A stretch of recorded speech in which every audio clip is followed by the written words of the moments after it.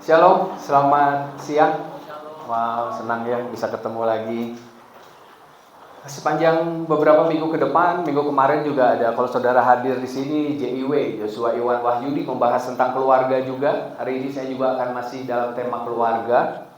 Ya, ada satu hal yang saya ingat dari Joshua Iwan Wahyudi kemarin, minggu lalu. Saya suka dengan gini, tanggung jawab berakhir di sini. Kalau saudara ingat kata-kata dia tuh gini. Artinya gini, minggu kemarin dia bahas tentang fatherless. Kalau saudara nggak ikut, dia tentang ketiadaan bapak. Nah, ada banyak orang dari kita semua mengalami apa yang namanya ketiadaan bapak. Kita nggak tahu figur bapak seperti apa. Dan JIW bilang bahwa terlepas dari apapun yang kita nggak tahu tentang bapak, tapi hari ini kita mendengar berita tentang bapak. Makanya dia bilang tanggung jawab berakhir di sini. Artinya sejak saat ini saya akan membangun sebuah keluarga sesuai seperti yang firman Tuhan katakan. Terlepas latar belakang kita, dia cuma bilang bangunlah keluarga seperti yang Tuhan rencanakan atas kehidupan kita. Saya berharap kita sama-sama mau membangun keluarga seperti yang Tuhan mau. Amin, saudara. Terlepas dari apapun segala kekurangannya, saya percaya kita semua diberi kesempatan untuk memperbaiki generasi setelah kita. Nah, tapi hari ini saya akan membahas tentang hal yang berbeda. Mungkin saudara kenal ini, ya. Ini namanya Kanita Min, ya, seorang ratu kecantikan dari Thailand. Ya, kenapa dia menjadi populer? Karena dia tuh awalnya seorang pemulung, saudara. Seorang pemulung itu yang paling sebelah sini ya. Itu awalnya dia seorang pemulung, dan itu kenapa dia jadi viral banget ketika dia sujud di bawah kaki ibunya. Semenjak dia menjadi ratu kecantikan, kehidupannya berubah. Ada banyak tawaran film, iklan yang membuatnya menjadi populer sekali. Tapi ada hal yang menarik. Orang-orang melihat bahwa ketika dia pulang ke kampung halamannya, itu yang terjadi. Dia sujud di bawah kaki ibunya. Dan ibunya adalah seorang pemulung. Dan dia bilang gini, tanpa rasa malu dia berkata bahwa gini, pekerjaan ibunya adalah sebuah pekerjaan yang terhormat, yang mencegah keluarga mereka dari kelaparan. Kehidupannya berat, mungkin waktu masih masa mudanya, dan dia bilang ibunya begitu rupa bekerja untuk menyelamatkan keluarganya dari kelaparan, supaya bisa makan. Saya cuma mau bilang luar biasa banget ya, menghormati tanpa rasa malu. Saya cuma bilang, menghormati orang yang kita cintai adalah sebuah keharusan. Makanya saya cuma percaya bahwa terlepas dari segala kekurangan keluarga kita, amin saudara, bagian kita menghormati orang tua kita, menghormati mereka, orang-orang yang kita cintai.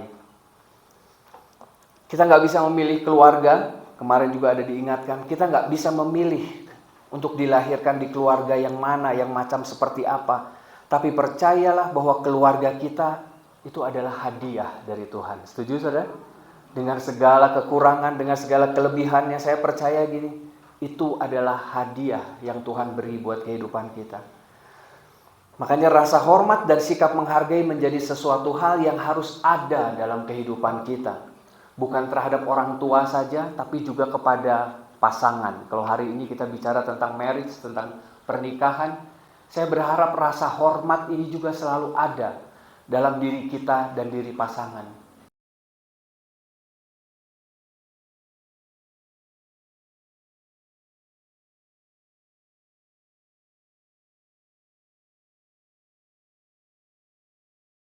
Jelek-jelekin suaminya, saya cuma mau bilang menghormati pasangan adalah tidak merendahkan satu sama lain.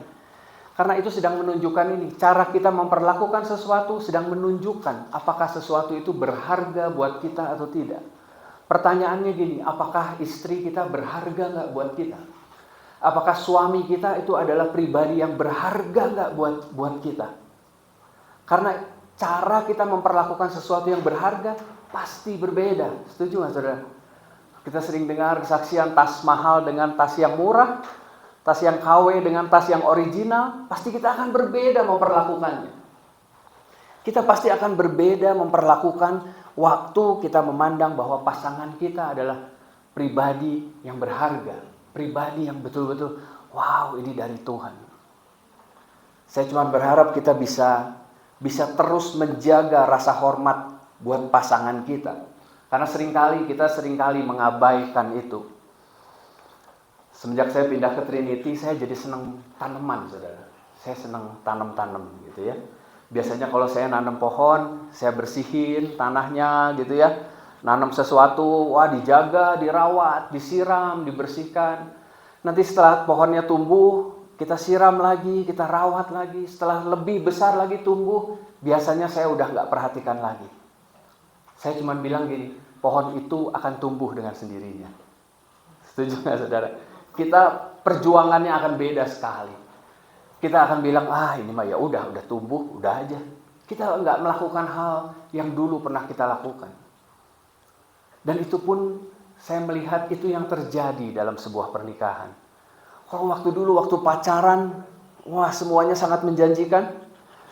Kita akan melakukan banyak hal untuk pacaran, kita akan melakukan banyak hal supaya hubungan ini terus berjalan. Kita akan terus melakukan yang terbaik. Mengampuni menjadi sesuatu yang mudah banget waktu pacaran. Kita jadi pengertian banget waktu pacaran, gampang untuk mengerti pacar kita. Waktu pacaran, istri saya kalau dandan segitu, kita harus nunggu. Saya yakin saudara juga pernah mengalami hal yang gitu. Kita harus nunggu dan kita nggak terjadi apa-apa. Kita sabar-sabar aja waktu pacaran, nunggu. Tapi setelah menikah, ada sesuatu yang berbeda. Kalau saya suruh nunggu, cepat, malu sama kok Isman, telat. Saya akan jadi nggak sabaran. Pengertian menjadi susah. Ada banyak perhatian yang udah nggak kita lakukan lagi. Fokus kita bukan tentang pribadinya. Karena kita selalu saya berpikir pernikahan akan berjalan, akan tumbuh dengan sendirinya. Tanpa kita melakukan apapun. Saya cuma mau bilang, ayo lakukan apa yang dulu pernah kita lakukan. Itu yang menjaga pernikahan kita tetap baik. Itu yang menjaga agar pernikahan kita tetap bisa kita nikmati bersama-sama. Kenapa hari-hari ini pernikahan gak bisa dinikmati lagi? Karena memang dia udah gak melakukan lagi apa yang dilakukan pada masa pacaran dulu. Udah jauh berbeda. Salah satunya anak mungkin yang menjadi fokus kita. Saya mendampingi seorang pasangan, agak aneh sih, semenjak punya anak, jadi mereka berdua jadi hubungan jadi gak baik, saudara.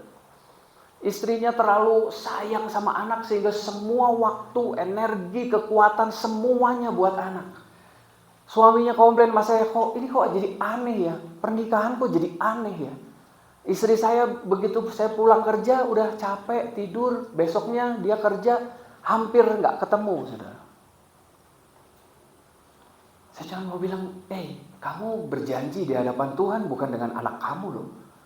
Kamu berjanji di hadapan Tuhan dengan istri kamu, dengan suami kamu loh. Tuhan tidak menjadi saksi ketika kamu mengatakan bahwa kamu akan mencintainya sampai maut memisahkan. Tapi seringkali fokus anak menjadi penghalang, anak menjadi orang ketiga di antara suami dan istri. Saya cuma mau mengingatkan, saya ngomong sama pasangan itu, coba ambil waktu untuk betul-betul supaya kalian bisa menikmati masa-masa kalian bisa berdua. Istri sih cuma bilang, Pak yang penting kan gak cerai Pak. Yang penting kan kok saya gak aneh-aneh, suami saya juga baik-baik aja. Saya bilang pernikahan bukan cuma soal tidak cerai. Setuju saudara? Pernikahan yang baik bukan cuma sekedar tidak cerai. Tuhan menciptakan pernikahan bukan cuma supaya kita gak cerai, saudara. Tapi Tuhan menciptakan pernikahan buat kita supaya kita bisa menikmati kasih-Nya Tuhan. Supaya kita bisa menyatakan kasih-Nya Tuhan satu sama lain. Ada banyak hal yang sudah lama gak kita lakukan lagi. Ada banyak hal, hari-hari ini coba kita introspeksi. Ada banyak hal yang mungkin udah gak kita lakukan lagi waktu kita pacaran dulu. Saya juga mengakui, saya juga gak melakukan semuanya. Kadang kalau jalan, saudara perhatikan ya, suaminya jalan di depan, istrinya di belakang. Atau sebaliknya, istrinya di depan, suaminya di belakang, udah cuek. Padahal dulu waktu pacaran gandengan terus, saudara. Padahal waktu pacaran dulu pegang-pegangan terus. Tapi sekarang sudah nggak lagi, saudara. Sudah nggak lagi. Bahkan konflik dan dosa masa lalu membuat kita berhenti mempraktekkan kasih. Ada banyak pernikahan yang hari-hari ini berhenti mempraktekkan kasih karena ada dosa masa lalu, karena ada konflik yang gak terselesaikan. Saya cuma mau bilang bahwa gini loh, keberadaan kita dalam keluarga itu bukan tanpa tujuan. Allah sedang menempatkan satu tujuan untuk kehidupan kita. Dimana gini, keluarga adalah tempat paling baik untuk mempraktekkan kasih, tapi sekaligus tempat di mana kita juga diproses oleh orang terdekat kita. Setuju kan saudara? Keluarga menjadi tempat di mana kita diproses satu sama lain. Keluarga menjadi tempat di mana kita belajar mengasihi, tapi kita juga diproses. Nah, ini yang biasanya kita nggak mau. Kita punya ekspektasi sendiri bahwa pasangan kita itu harusnya sempurna. Pasangan kita harusnya nggak boleh bikin salah. Pasangan kita harusnya seperti yang saya mau. Gak heran kita punya ekspektasi yang berlebihan, saudara. Kita nggak sadar bahwa pasangan kita itu adalah orang berdosa juga. Sama-sama pasangan kita itu butuh apa yang namanya kasih Tuhan, butuh apa yang namanya pengampunan. Kemarin saya home sama Ko Isman dan kita bicara-bicara dengan beberapa keluarga. Ko Isman ada bilang gini, bahwa kehadiran seseorang dalam hidup kita itu bukan kebetulan. Kehadiran orang itu dalam kehidupan kita, jangan-jangan itu adalah cara Tuhan untuk memproses hati kita. Setuju, saudara? Itu bukannya kita belum apa-apa gini. Kita sibuk merubah orang. Padahal Tuhan maksud kehadiran orang itu untuk merubah kita. Tapi kitanya yang terlalu fokus pada gua harus rubah ini, gua harus rubah ini. Saya cuma mau bilang, Tuhan menempatkan orang-orang yang ada di sekitar kita, keluarga kita, itu untuk memproses pribadi kita. Amin, saudara? Dia bukan tanpa rencana. Kita yang seringkali pengen merubah pasangan kita, merubah orang tua kita, merubah siapapun yang gak sesuai dengan apa yang kita pengen. Kita yang seringkali seperti itu. Kalau saudara ingat ayat ini ayat yang dibahas sama Yosua Supit di PVJ. Saya suka ayat ini. Yeremia 18 ayatnya keempat, apabila bejana yang sedang dibuatnya dari tanah liat di tangannya itu rusak, maka tukang periuk itu mengerjakannya kembali menjadi bejana lain menurut apa yang baik pada pemandangannya. Ini tentang tanah periuk, tentang tukang periuk yang dia bilang gini, kalau misalnya jelek, udah hancurin lagi, kita bikin lagi sesuatu yang baru. Artinya gini loh saudara, ada proses pembentukan. Kehidupan kita selalu bicara tentang proses pembentukan dalam hidup kita. Dan bukan gak mungkin Tuhan pakai orang-orang terdekat kita untuk memproses kita. Setuju saudara? Kita yang seringkali gak mau, kita yang seringkali bilang, oh dia yang harus berubah, dia yang harus rubah, dia yang harus rubah. Kita sibuk merubah orang lain. Sedangkan Tuhan pengennya memproses kehidupan kita supaya jadi lebih baik. Tuhan ingin kita menjadi pribadi yang lebih baik. Tapi seringkali iblis datang untuk mencuri. Yohanes 10 ayat 10. Pencuri datang hanya untuk mencuri dan membunuh dan membinasakan. Aku datang supaya mereka mempunyai hidup dan mempunyainya dalam segala kelimpahan. Yang pada akhirnya gini loh saudara. Iblis seringkali mencuri karena kita sibuk dengan proses yang gak benar. Kita sibuk dengan proses yang hanya ingin merubah orang lain. Iblis datang untuk mencuri. Tuh kan, istri lu emang begitu. Tuh kan, si papa emang begitu. Kita seringkali gak mau mengikuti prosesnya Tuhan dan gak heran iblis sedang mencuri sesuatu dalam kehidupan kita. Iblis sedang mencuri, membunuh dan membinasakan apa yang sedang Tuhan bangun dalam kehidupan kita. Ada banyak keluarga yang hari-hari ini sepertinya kehilangan harapan. Sepertinya kehilangan, ya udah Pak, yang penting kan gak cerai. Ya udahlah Pak, yang penting kan saya begini. Seringkali kita nggak mau apa yang namanya mengalami proses supaya kita bisa berubah. Nggak heran ada banyak orang yang titik kapoknya berbeda-beda. Saudara pernah ketemu orang-orang yang nggak ada matinya sepertinya. Ada orang yang mudah untuk bertobat, waktu ditegur gampang buat bertobat. Tapi ada orang-orang juga yang nggak mau bertobat. Bahkan udah dimarahin di gimana, sudah kehilangan banyak hal, tetap gak mau bertobat. Ada yang udah di ujung nyawanya, udah di rumah sakit, udah di ICU, baru bertobat. Bahkan ada juga orang yang gak pernah mengalami apa yang namanya pertobatan. Gak sempet. Makanya di pesan saya, Ini Pastor Andi juga bahas ini di PVJ. Hidup dalam Kristus itu adalah hidup dalam pertobatan setiap hari. Amin, saudara? Kita nggak terlepas dari apa yang namanya dosa. Kita nggak terlepas dari apa yang namanya kesalahan. Makanya ini, hidup dalam pertobatan itu setiap hari. Makanya kalau doa, ayo renungkan, Tuhan, aduh kayaknya kok saya salah ya. Tuhan pasti ingatkan, Roh Kudus pasti ingatkan. Makanya sebuah proses pernikahan itu adalah sebuah perjalanan yang panjang. Makanya kita nggak bisa hakimi pasangan kita dengan hari ini. Wah, lu nggak akan berubah, lu nggak akan berubah, pasti lu nggak akan berubah. Saya cuma mau bilang, kasih kesempatan buat Tuhan bekerja. Amin. Ini ayatnya ini bagus, saudara. Sebab itu kami tidak tawar hati, tetapi meskipun manusia lahiriah kami semakin merosot, namun manusia batiniah kami diperbaharui dari sehari ke sehari. Sebab penderitaan ringan yang sekarang ini mengerjakan bagi kami kemuliaan kekal yang melebihi segala-galanya, jauh lebih besar daripada penderitaan kami. Jangan putus asa. Kalau sampai hari ini suami kita mungkin belum berubah, istri kita masih tetap sama, atau mungkin orang tua kita nggak ada yang berubah, saya cuma mau bilang jangan tawar hati. Tawar hati itu bicara tentang kehilangan semangat, menjadi putus asa, itu tawar hati. Mungkin prosesnya panjang, tapi perlu diingat bahwa gini loh, keluarga adalah tempat di mana kita mempraktekkan kasih. Amin, saudara. Kalau keluarga isinya bukan kasih, biasanya isinya tentang ego. Biasanya isinya tentang ego kita. Emosi negatif, sensi, rasa tersinggung itu sering menunjukkan titik di mana kita memerlukan pertobatan. Coba renungkan ini. Kalau nanti malam saudara mungkin saat teduh, coba renungkan ini. Kok saya kok gampang tersinggung ya? Kok saya kok gampang marah ya akhir-akhir ini ya? Kok saya kok sepertinya nggak percaya ya dengan apa yang dia katakan? Kita jadi sensitif. Coba dicek. Jangan-jangan titik itu yang membuat kita harusnya bertobat. Yang membuat kita seharusnya merenungkan. Jangan-jangan Tuhan mau bicara sesuatu sama kita. Makanya waktu ego dalam hati kita diganggu, biasanya kita marah. Betul, saudara? Biasanya waktu istri kita, suami kita mulai mengganggu ego kita, mengganggu kestabilan kita, biasanya kita menjadi marah.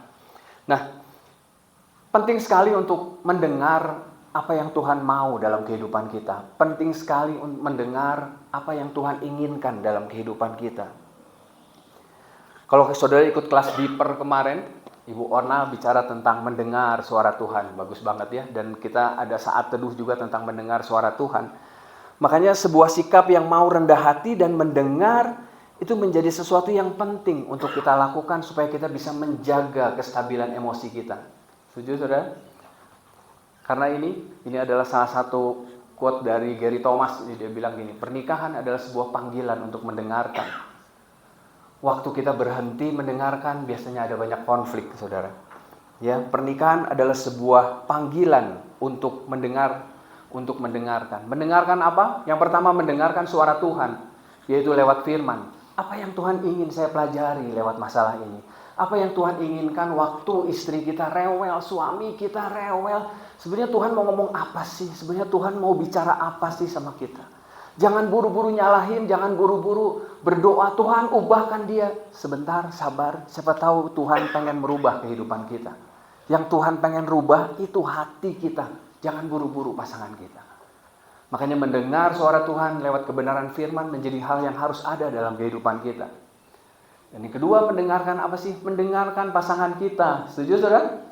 Jangan sampai gini kita sibuk dengerin suara Tuhan tapi pasangan kita nggak pernah didengerin, saudara.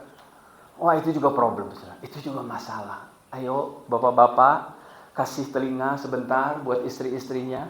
Setuju, saudara? Jangan sibuk teing. Ya, cara terbaik untuk menjalankan pernikahan Anda adalah dengan mulai lebih banyak mendengarkan daripada berbicara. Dengar dulu. Kalau istri ngomong, dengar dulu, nggak usah dipotong. Kalau suami lagi ngomong, dengar dulu, nggak usah langsung dipotong. Makanya perlu gini loh, kita datang dengan sikap hati seorang pelajar, bukan sebagai guru. Karena kita pengennya jadi guru, saudara. Bener? Begitu datang ngomong, plak, plak, plak, plak, plak, plak, plak, pergi aja. Kita nggak mau mendengarkan, kita nggak mau untuk mendengar pasangan kita. Nggak heran kita akan mengalami kesulitan untuk berkomunikasi. Buat ibu-ibu, kurangi, ngomong-ngomongnya kurangi sebentar, dengar. Suami lagi ngomong apa, dengerin. Begitu juga bapak-bapak, jangan asik sendiri. Dengerin, istrinya mau ngomong apa, dengerin. Itu dua hal, mendengarkan suara Tuhan dan mendengarkan pasangan kita.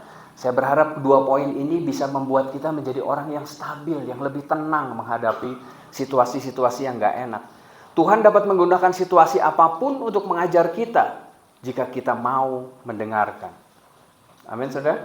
Makanya dengar-dengaran suara Tuhan itu menjadi sesuatu yang penting untuk ada selalu dalam kehidupan kerohanian kita. Doa jangan cuma minta rubah si ini, rubah si itu, minta si ininya harus gini, harus gitu. Coba berdoalah, Tuhan, lewat ini apa yang harus saya berubah. Saya berharap kita bisa menemukan arti kasih Tuhan buat kehidupan kita. Amin, saudara. Dua poin itu, dan ini perenungannya, saya berharap kita bisa belajar sesuatu. Rasa hormat, sikap menghargai menjadi sesuatu yang penting untuk kita lakukan. Kenapa rasa hormat menjadi penting? Karena itu sedang menunjukkan ini, cara kita memperlakukan sesuatu. Sedang menunjukkan apakah sesuatu itu berharga buat kita atau tidak. Waktu kita memperlakukannya dengan baik, waktu kita memperlakukannya dengan hormat, maka itu sedang menunjukkan bahwa pasangan kita itu adalah sesuatu yang berharga buat kita. Pasangan kita itu adalah sesuatu yang sangat-sangat berharga buat kita, maka saya memperlakukannya dengan baik.